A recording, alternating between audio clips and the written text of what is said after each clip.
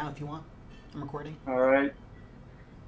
All right. So I might be stating a little bit some obvious stuff, but basically where I'm going to with all this is how you should treat for pod snail differently than, for example, BQK snail. All right. So basically, I'm going to be talking about. Is everyone here or yeah? I think everyone's here. Yeah, I'm back. Yeah. Sure. Cool. So I'll be talking about vertical space, right? So and how this affects how easy it is to defend something, right? So basically, what I'll be saying is stuff you already know, but like the higher, like, if you're trying to defend something like the snail, for example, the higher the vertical space there is from that thing until you meet the ceiling, basically means it's harder to actually defend that thing, right? And that's how we know, like, in BQK, as soon as you bring the snail over here, this small vertical space, this small spot, makes it really like much easier to to defend it. And basically, you can like afford to like you could like be two mil against triple mil and still like stay there, right? And be all in about it because of these tight corridors. It makes it like you can be outnumbered and still do a good job. While basically what I'm going to be saying, this whole pod spot is a really shitty spot to be defending the snail on. And it only becomes okay over here. And on top of that, like the fact that pod is a heavy military map, and military is obviously really good to kill snail. Combined with that shitty layout, basically I'll be talking about how we should treat differently the snail on this map as compared to like this one. And basically, like it's really simple. It's just like the way the vertical space works. The more you have vertical space, in Killer Queen, the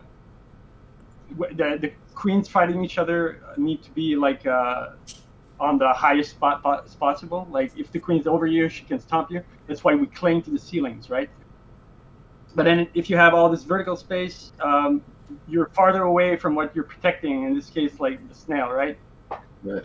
So So, basically, hey, Lobster, I just want to pause right there. So you're just saying that the warriors should be stuck up at that platform, right? If the snail, No. if the snail is at the circle, the warriors should be like, they shouldn't let the queen dive on them. Is that what you're saying? what I'm saying is that it's harder to cover a snail over here than over here, right? Okay, sure. Mm-hmm. Simply that, and basically, so yeah, this, the reason is pretty simple. Like, if you have a threat coming on over here, you want, as a queen, you want to be, or a warrior, you want to be on your safe spot, which is the nearest ceiling, right? I'm not talking about these ceilings; these are not really ceilings. So the ceiling right now is right here, and then it becomes that later on. So the higher the ceiling, the more time it takes you to go back and forth between the safe spot and whatever threat there's down there, or whatever you're guarding. It could be a gate. So basically, if you have like, let's say you have a sword, you're a queen over here. You have your snail over here. And now you have a rider on it. You have a sword incoming. He dashes. Let's say your worker survives. You get the punish, right?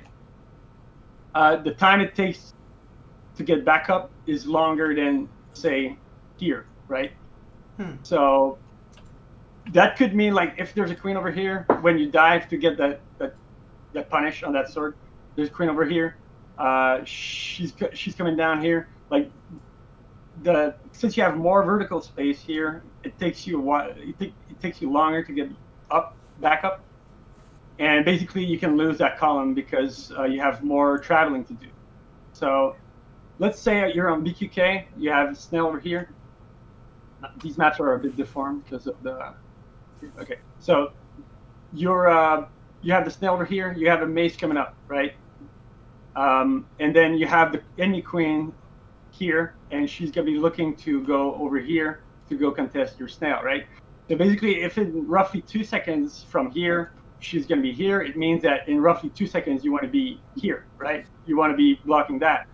But since you have such small vertical space, you know what? You could have the chance to actually kill that mace, and then you dive back up, and you're back in time here. While if I go back to pod, you get your clear, but you don't get back in time as fast to your safe position, which is the ceiling. So, I mean, this is all obvious, but No, it's not. I mean, what you're saying is really interesting. Yeah, go ahead. So basically, what I'm saying is that BQK, you could have like if you push the snail, you have the snail all the way over here. You have 2 mil. You're in the really strong position. The enemy team could have fucking triple mil, and you could stick to this spot and just hold, like, right. You're not bailing, you're not or anything. You just hold it. And I mean, triple mil is going to be a tough fight for sure, but it's still a strong position to be like staying and keep pushing snail. So basically, it's more of a all-in type of you're holding snail and you're not giving it up. While pod, until you're here, until you reach that spot, which is kind of a long way. This is a shitty spot to fight in, and like I'm sure you've seen that before. Like, let's say the round starts, and like you get 1 mil up, and then you get a 2 mil up, and you kill their mil, so they're wiped. You get a speed drone, and you start pushing snail, right? So you got your 2 mil, your queen, and I'm sure you guys have seen that before. Like, Yeah. you see these guys just floating over the snail like flies on shit, right?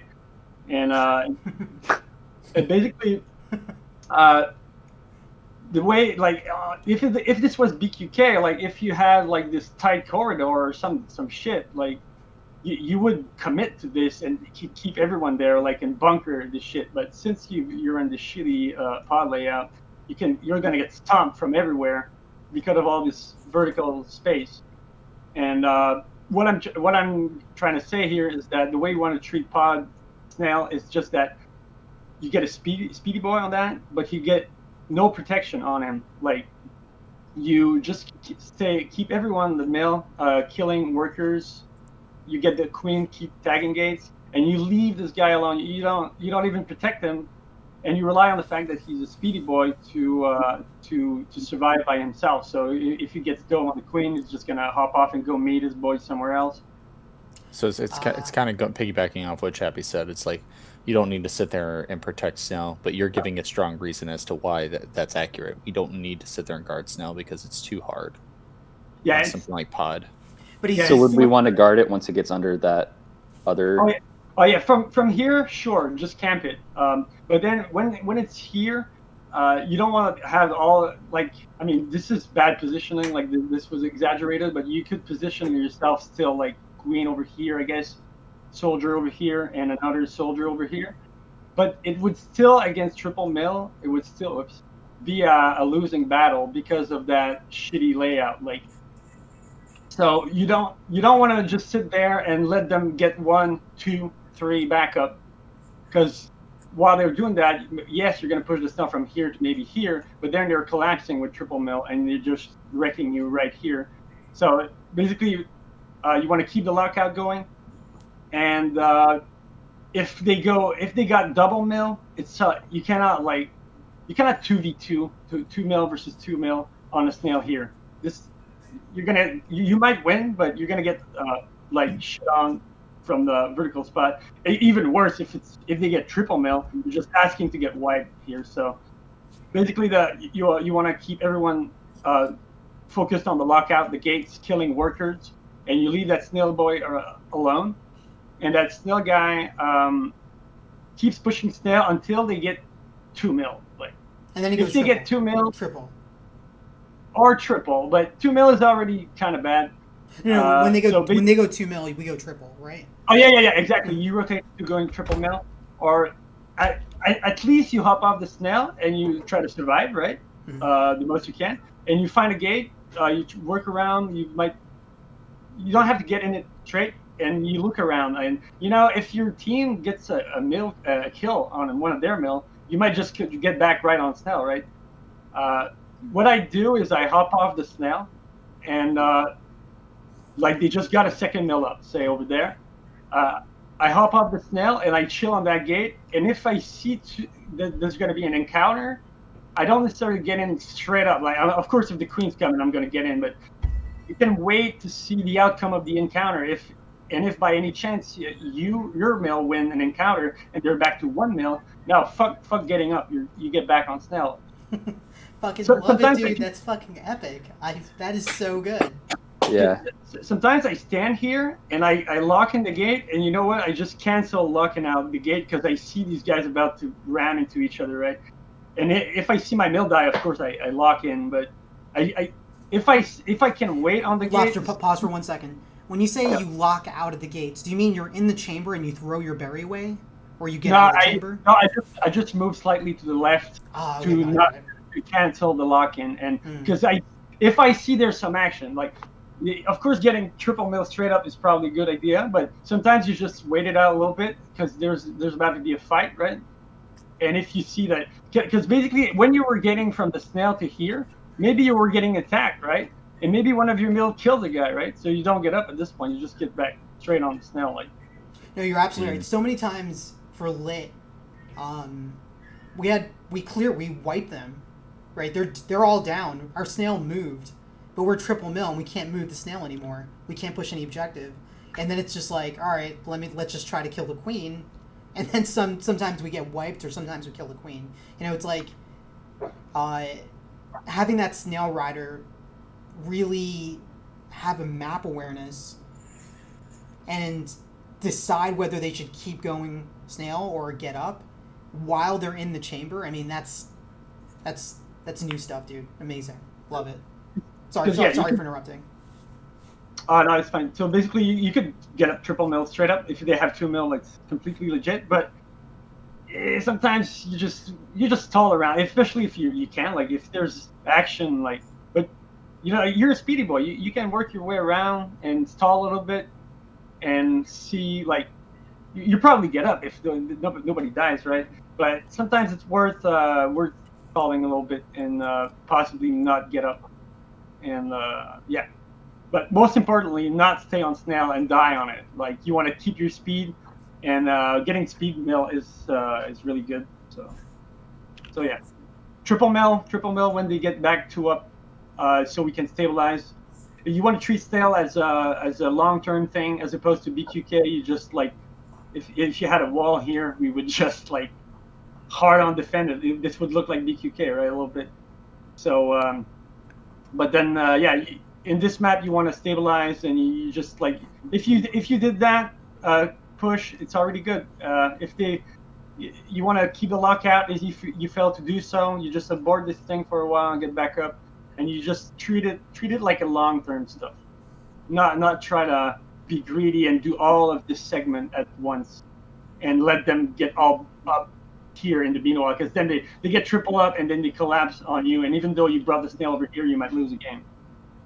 I see. So last night in our scrim verse, Hank and those guys, they were pushing snail really hard. So like, what's the counter to like what you're saying? Like, how do we attack the snail in this case? Well, basically, if they cancel, if they keep being greedy, you just like coordinate, like everyone try to be together, and you're gonna win that fight. But if they do get triple mill, you're just in a bad spot now. They have snail, they have triple mill. It's a long fight from there unless you have eco, right? But I was thinking about those matches yesterday, and I think one of the big things that I kind of started to realize was, I think in Hank's mind, he's like, okay, if we usually try to get 3 up, you only end up getting 2 up anyway on a pod, or at least like. It's unlikely you're going to get 3 up. So in his mind, he was like, let's only try to get 2 up and then run snail, because we're still likely to get 2 up. But in this case, at least we'll have some pressure. And I think for the first, couple of games, like that started to work until we realized, well, what if we don't let you get 2 up? Now you get 1 or 0, and all you have is this shitty snail. Oh yeah, well, you definitely want to send everyone into trying to get up, and the last one that gets up speed, right? But yeah, you want everyone to try and get up because to not answer everyone... Barton's question, sorry, Lobster. Killthorn, what you're talking about is like on the opener, right? Yeah. And if you do that on the opener, then with their snail push, their early snail push doesn't matter anymore, right? Because you're just all scrambling to get up. But with what Barton said about how they push the snail far, and how do we like fight that? I mean, at the end of the day, it's just like us being more patient with our swings, and not swinging at the snail rider, but swinging at the mill, right? We wipe their mill, and then we go speed, bring the snail back, right? I think that's all you can do in that scenario. Exactly, because what I was just talking about is you're not supposed to defend the snail rider and use them as bait or anything, like, because you're only really trying to kill the mill or like fight the mill, like you just said. So that's probably the same concept of how Chappie was saying on gates don't play like the workers, play the queen. In this case, don't play the snail rider, play the people that are coming to defend him. Exactly. Okay, that makes sense. Save your swing, let them swing at you. Nice. Oh yeah, because this is a long way. Do you guys ledge cancel? What is that again? Do you guys ledge cancel? You know, like what does that mean again? It means like you dash into a corner. So let's say like a sword is, can you mark, the platform, right there, right there. So perfect. So let's say you're, it's hard to let's say that line he drew. That's where you kind of, you're like a little to the right of that line, right? Yep. Yeah, you're a little to right of that line. And let's say there's a sword at the sword chamber to the left, right? There's a sword at the sword chamber, right? Like around there, right? Okay. So you want to, what do you want to do? You don't want to swing first. You don't want to dash directly at them because you won't kill them, right? You'll be right in front of them and they'll kill you. You don't want to dash at them from that far away from like that line, right? So what you can do is dash into the corner to hopefully bait out their dash at you, right? Oh, dash into the side of the platform? Yeah, because if you dash into the side of the platform, then you're safe enough distance from them, right? But you've just closed the gap. So right? Yeah, so basically if you dash like this, you're gonna get punished over here.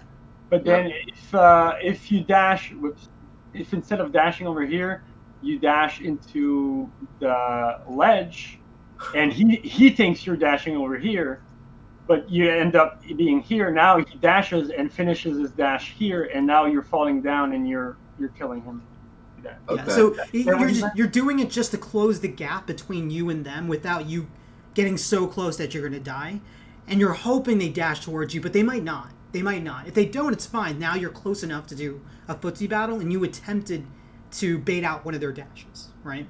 I just wanted to say that just in case we weren't aware of it, or if you haven't been doing it enough lately. Yeah, that's probably one thing to drill, right? Yeah, it's actually fairly easy to drill. Like once you start to get the rhythm of it, because like you can, it's one of the easiest ways to punish somebody trying to get up at that sword gate and not expose yourself at the same time. Oh, you mean like when you attack on that ledge like that? Exactly. Your sword dips just right into that, kills them, and then you actually don't expose your. They can evade death by moving slightly to the left, but then a lot of times you kill them right here on. Mm-hmm. So yeah, cool. Basically, yeah, just I mean, while watching pod footage, I can point out whenever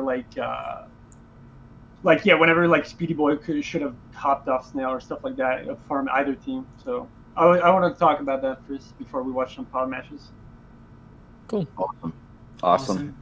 Lobster, you're God. I recorded this, guys, so I'm going to something I really want to do. I need to fucking finish everything, but I'm breaking down Chappie's coaching from last night, but I'm also I'm going to cut up his coaching. I said this a long time ago that I was going to do this, but I'm going to cut up his coaching into like a playlist. And then same thing with what Lobster said here today for BQK, for Pod and BQK. I mean, because these are like just use it as mid-game an example strategies. because its layout is really like day and night. Mhm. As a, you should see Pod's snail layout a bit like Split. Like, I should. Ah, yeah. You know what? Right. You totally Split and Pod are very similar to one another. You do gotta- Well, that. even Tally is kind of similar too because it's got all that vertical space above it. Split is even worse vertical space, and but Split has the same final little corridor Exactly. thing. Similar, like at this point, it becomes really easy to protect, but all the way there, it's a real problem because of all this vertical space. I mean, you want to be on the ceiling so you have height advantage over the enemy queen, but then the ceiling is like 10,000 meters away from that snail down there, so Right. that's a problem. I mean, it's all obvious stuff, but just want to mention that verticality, like put it into words, and especially mention how Pod really sucks for a while. For like most of the snail ride, the layout is really bad. So yeah, you just focus on the lockout, and you leave that. That's why that Speedy Boy gets speed. By the way, like it's not just to push snail faster; it's to be like more able to survive by himself and not require any protection. If you hop off snail fast enough, you go meteor with your swords. Sorry. That's all. So yeah, that's it. That's all. Love it. Hey, Chappie, do you have the link for the Chappie was BRB. Oh, he was BRB? Okay. Let me, we should wait for him, because he wants to have the controls. I'll get coffee. I'll just wait around. I'm going to stop recording right now.